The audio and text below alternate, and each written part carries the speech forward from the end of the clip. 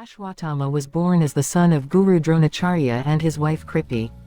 From birth, he had a divine and wondrous gem on his forehead, which made him invincible in battle. It was for this reason that Dronacharya appointed Ashwatthama as the commander-in-chief of the Kaurava army.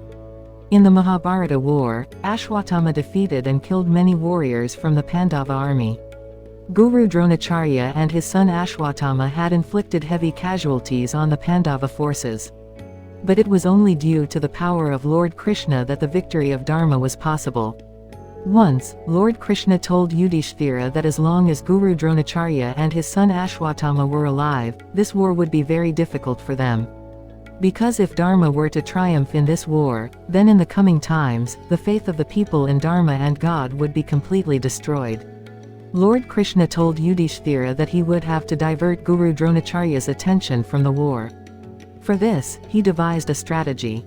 He told Yudhishthira to go and inform the battlefield that Ashwatthama had been killed, so that Guru Dronacharya would drop his weapons and sit down. Yudhishthira never spoke a lie, so Guru Dronacharya believed his words. When he heard the news of Ashwatthama's death, he dropped his weapons and sat down on the battlefield. It was then that Draupadi's brother Drishtadyumna killed Guru Dronacharya.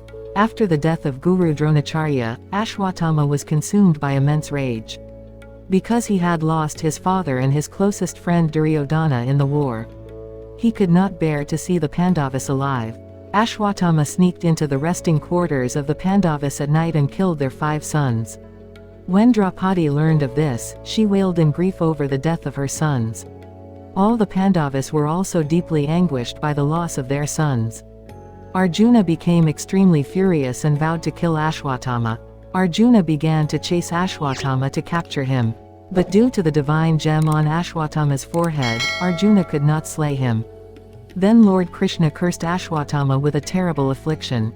Lord Krishna said that Ashwatthama would have to wander alone until the end of this world. His body would be afflicted with all kinds of diseases and ailments. He would experience the torment of death, but death would not be granted to him. Thus, the boon of immortality became a curse for Ashwatthama. Ashwatthama had committed a heinous sin by releasing the Brahmastra on the womb of Uttara, which led to the death of the embryo of Abhimanyu. When Lord Krishna learned of this, he became extremely enraged. Lord Krishna scolded Ashwatthama, saying that he had committed a sin that has no parallel. He told Ashwatthama that he would have to wander alone until the end of this world. His body would be ravaged by all kinds of diseases, and he would experience the anguish of death, but death would not be granted to him. This was the curse that Lord Krishna bestowed upon Ashwatthama. He would have to wander alone until the end of this world, and he would suffer the torment of death without being granted its release. This was the punishment he had to bear for his sinful deeds. In the Mahabharata war, Ashwatthama had committed numerous sins. He had lost his dear ones, Guru Dronacharya and Duryodhana. Then he had slaughtered the 5 sons of the Pandavas. It was due to these sinful acts that the boon of immortality became a curse for Ashwatthama. Lord Krishna cursed Ashwatthama that he would have to wander alone until the end of this world. His body would be afflicted with all kinds of diseases, and he would experience the anguish of death, but death would not be granted to him. This was the punishment that Ashwatthama had to bear for his sinful deeds.